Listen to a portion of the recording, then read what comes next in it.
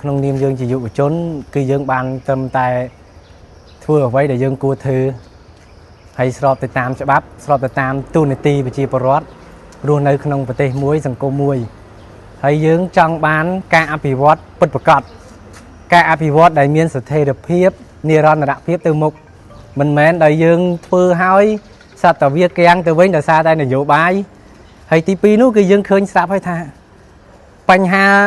រវាងប្រទេសជិតខាងមិនថាខាងកើតវៀតណាមខាងលិចថៃឬក៏ខាងណាទេនៅពេលដែលប្រទេសយើងប្រឈមនឹងការឈ្លានពានបែបនេះយើងស្គាល់យើងដឹងយើងយល់អំពីស្ថានភាពជាតិសាសន៍របស់យើងថាតើការស្រឡាញ់និងការរួបរួម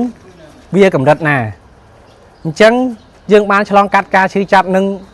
ពីខែមុនមកហើយដែលថៃវាឈ្លានពានយើងឃើញថាអ្នកនយោបាយជួយសង្គមបែរទៅជាទាញប្រជាពលរដ្ឋឲ្យញែកគំនិតជាពីរសួរថានៅពេលដែលប្រទេសជាតិយើងមានបញ្ហាយើងនាំគ្នាចាប់ឱកាសនយោបាយហើយទាញយកប្រជាប្រិយភាពតើនេះជាជាតិនិយមឬក៏ជាមនុស្សកេងចំណេញនិយមអញ្ចឹងបានពួកយើងមើលឃើញថាគំរូនយោបាយរបស់លោកសំរងស៊ីវាពិតជាមិនល្អហើយទី2នោះគាត់បានចេញវីដេអូមើលងាយប្រមាថដល់ជាតិសាសន៍យើងជាតិសាសន៍ខ្លួនឯងដែលគាត់ធ្លាប់ជាខ្មែរដែរប៉ុន្តែហេតុអ្វីបានជាគណៈបកកម្លាំងជាតិដែលសិតសិនតែជាធនធានមនុស្សចំណិតរបស់លោកសំស៊ីកាលពីឆ្នាំ2003 2004មកម្លេះកាលពីនៅក្នុងសហជីពគាត់ធ្លាប់ដើរមួយលោកសំស៊ីច្រើនហើយមកដល់បច្ចុប្បន្ននេះក៏គាត់ធ្លាប់ប្រកាសខ្លួនផ្ទាល់ថារក្សាស្មារតីដើមគណៈបកជាតិខ្មែរគឺជាគណៈបកលោកសំស៊ីអញ្ចឹងយើងដាក់ម្ដងហើយម្ដងទៀតគឺយើងមានគោលបំណងចង់ឲ្យប្រជាពលរដ្ឋខ្មែរយើងមើលអំពីចំណុចទាំងអស់ហ្នឹងយើងមិនអាចយកសិទ្ធិមនុស្សប្រជាធិបតេយ្យយកមកលួងប្រជាជនថាយើងជាអ្នកនយោបាយល្អទេយើងសង្កេតមើលជាក់ស្ដែងយើងមើលជាក់ស្ដែងថានៅពេលដែលប្រទេសយើងមានការឈ្លានពានតើអ្នកនយោបាយនៅក្រៅប្រទេសមនោគមវិជ្ជាជ្រុលនិយមរបស់លោកសំស៊ីបាច់សាច់មកប្រទេសកម្ពុជាយ៉ាងម៉េច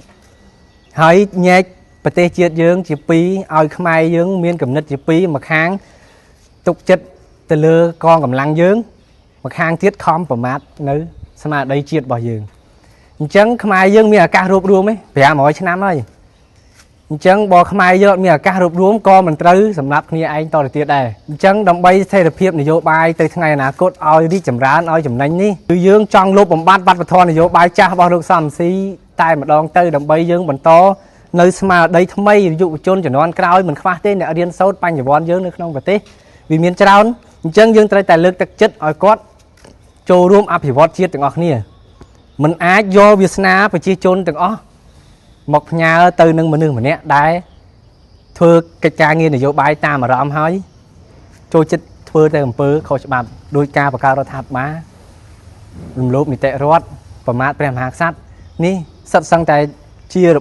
អ្វីដែលផុសតាងពិតប្រាកដបង្ហាញជាសាធារណៈប្រជាជនបានយល់ហើយខ្ញុំគិតថាប្រជាជនមួយចំនួនដែលគាត់យល់ពីច្បាប់ឬមិនយល់ពីច្បាប់ទេ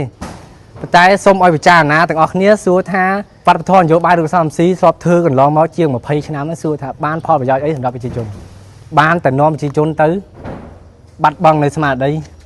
ស្នេហាជាតិបាត់បង់ការរួបរวมជាពិសេសនោះគឺការអភិវឌ្ឍតែម្ដង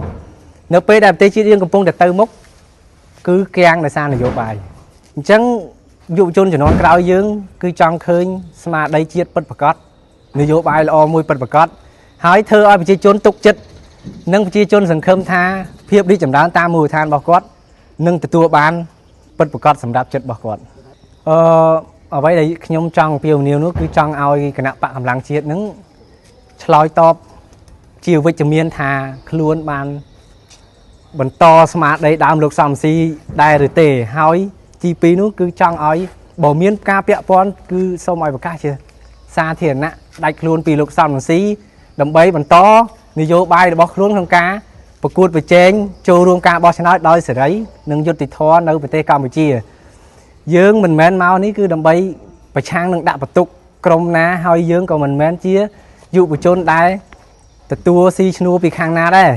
គឺយើងចង់ឲ្យខ្មែរយើងចំណេញទាំងអស់គ្នា